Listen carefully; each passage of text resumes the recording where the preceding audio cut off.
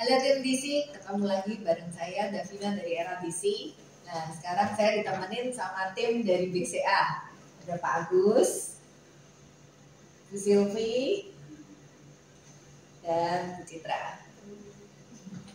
Ya, sekarang saya hari ini mau ngomongin pengalaman-pengalaman unik dari tim BCA nih dalam pengajuan KPR ceritanya. Nah, ini pengalamannya ini banyak banget. Saya dari tadi saya udah ceritain sebagian, udah ngakak terus sebenarnya. Makanya pengen kasih tahu teman-teman juga nih pengalamannya. Ngakak ya. Bukan malah ketakut gitu ya. Nah, ini udah bulan Oktober ya. Kita udah lebih. Makanya nih pengen tahu nih pengalamannya uniknya gimana nih. Mungkin dari Pak Agus duluan kali ya. Pengalaman lucunya nih awalnya dari itu. Ya, kalau saya pernah punya pengalaman lucu sebelum saya tugas di Semarang, saya pernah tugas di Kota Bandung. Oke. Kita sebut Kota Bandung lah ya. Yes. Jadi sedikit cerita ya, di Bandung. Di Bandung itu pernah ada satu pengajuan KPR. Jaminannya kebetulan salah satu rumah yang cukup viral. Ada. Cukup viral. Horornya. Gitu. Mungkin kalau mungkin sudah difilmkan juga tentang rumahnya itu. Gitu. Terkenal banget soalnya. Terkenal sekali gitu kan.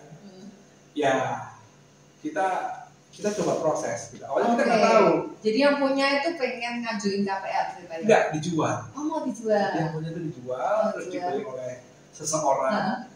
Nah, kemudian seorang itu ngajuin melalui KPR BCA. Awalnya kita nggak tahu kalau itu rumah yang viral di Kota Bandung. Gitu. Rumahnya gede soalnya. Rumahnya gede gitu kan. Setelah ya singkat cerita kita lakukan appraisal. Setelah di appraisal kita baru tahu kalau ini adalah salah satu rumah yang cukup viral di Kota Bandung gitu kan. Appraisalnya juga horor ya Pak kemarin.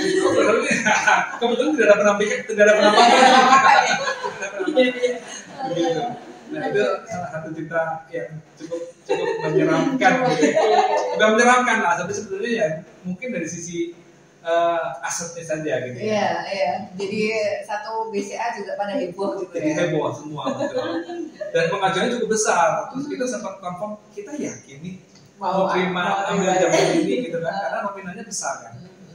Cuman sekarang aja sudah bagus ya Pak, jadi tempat kafe ya kan. Nah, sekarang sudah jadi satu tempat kafe yang memang ya ramai gitu. Ya tapi nggak tahu ya kalau tengah malam ya.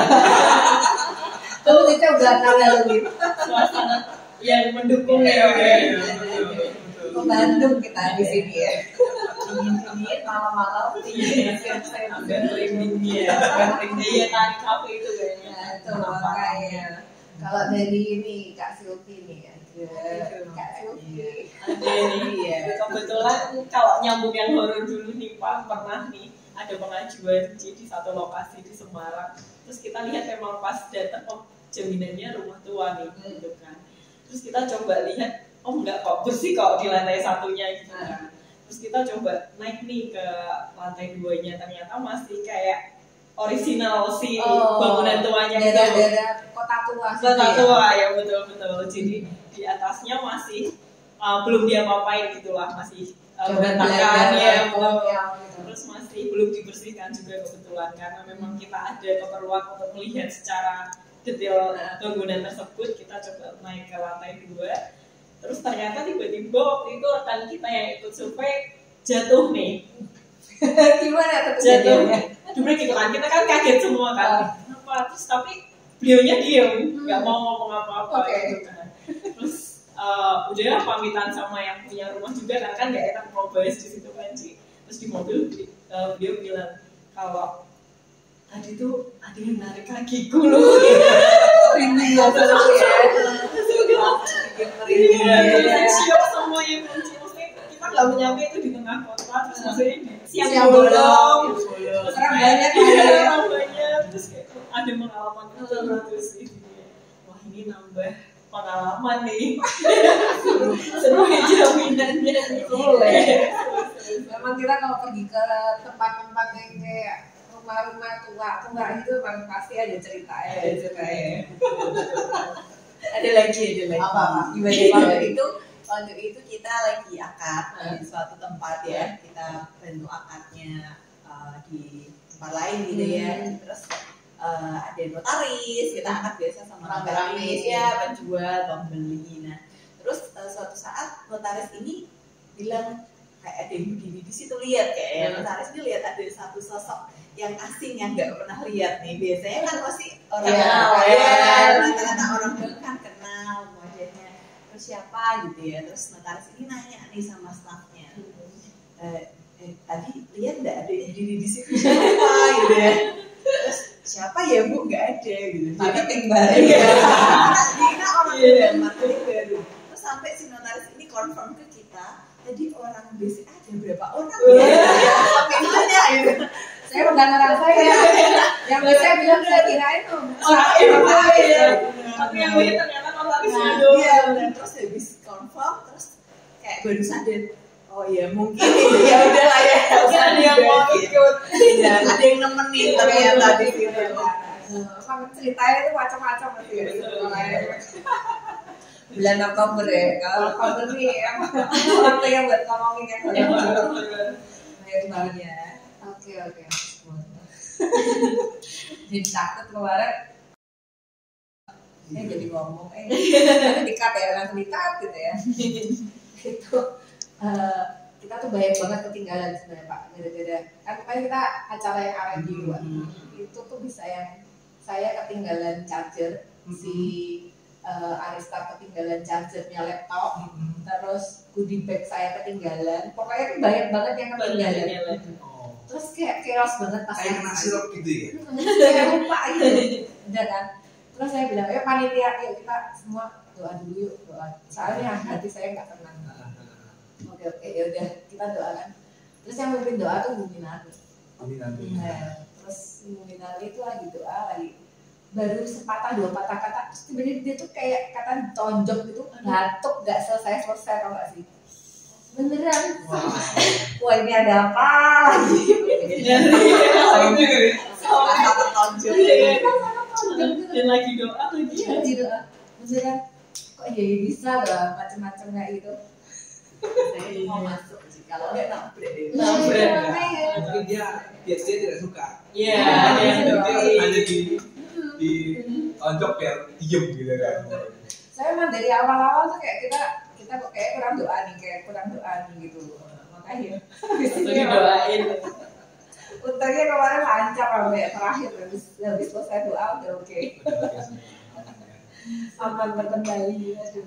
Kalau satu pengalaman lagi ini nggak tahu nih lucu atau serem gitu kan. Jadi balik lagi ke pengalaman Iya. Kita sudah tadi ceritanya sama, kita sudah ready akad kredit semua. Dimana kalau akad kredit kan semua pihak harusnya sudah menyetujui ya apa yang mau ditandatangani.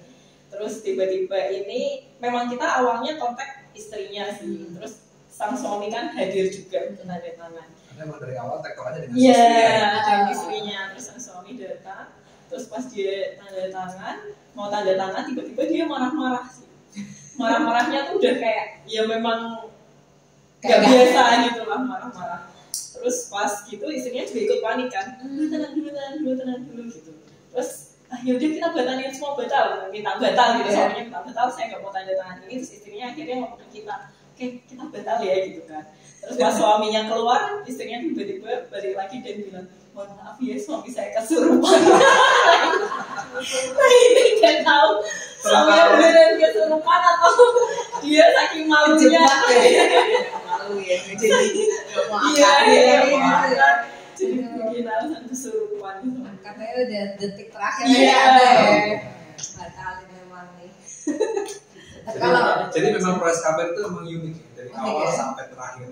Kita sebetulnya bicara lega kalau sudah akad ya. Sudah satu tapi juga belum lega juga sih. Belum pasti ada apa ya Pak ya. Karena proses KPR itu kan panjang kan. Iya. Kalau lunas baru lega, tapi kan juga kita nggak kepingin lunas sebenarnya. Kalau bisa sebelum lunas ya top up lagi gitu kan, nambah lagi. Iya sih Pak. Dan kalau pas appraisal sendiri, Pak Agus kan tadi cerita tuh, Kan ada kejadian lucu tuh katanya. Jadi ada yang suaminya lihat duluan rumahnya. Oh iya. Ini kejadian ya mungkin sih ketemu di Semarang kali ya. Di kota lain sih belum pernah ketemu. Nggak ada, ya? Mungkin di Bandung, ada di Semarang. Semarang ini susah. Beda. Unik, Beda. unik. Bukan susah ya. Unik. Iya. Ya, jadi kalau di Semarang itu kalau orang mau pembelian itu melalui beberapa tahap yang cukup panjang.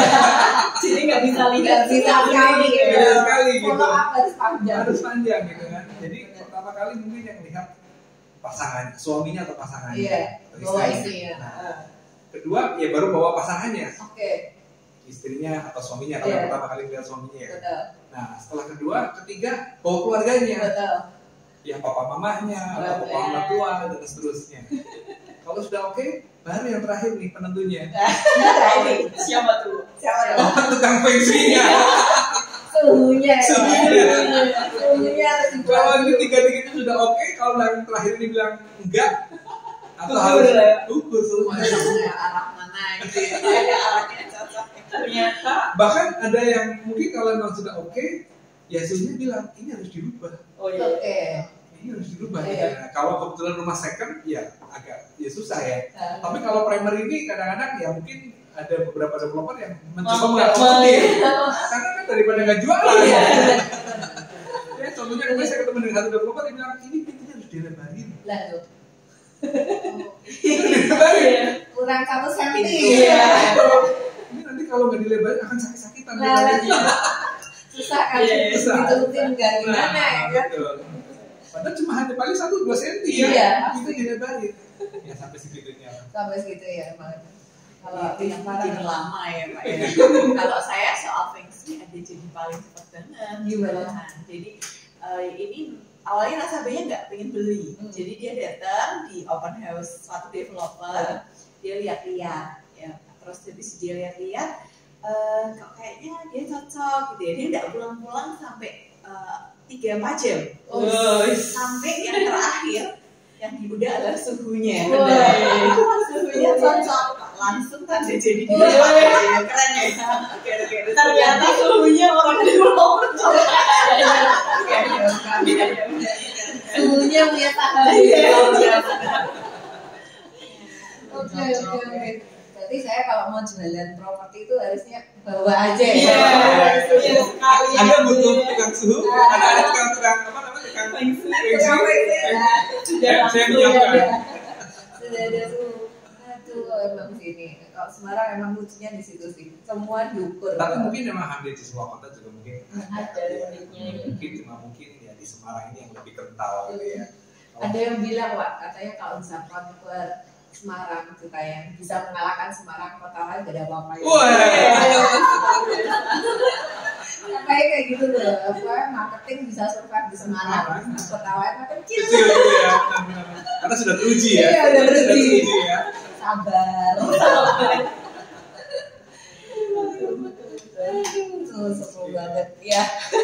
Itu teman-teman, jadi ini keseruan kita hari ini ngomongin pengalaman kita semua ya di bidang properti, waktu pengajuan KPR juga, waktu nganterin orang juga, waktu preso segala macam, ada aja ya, dari awal sampai akhir. Ceritanya lucu-lucu banget ya. Ya gitu dulu deh. Jadi sampai ketemu lagi tim DC, oke? Bye-bye. Bye.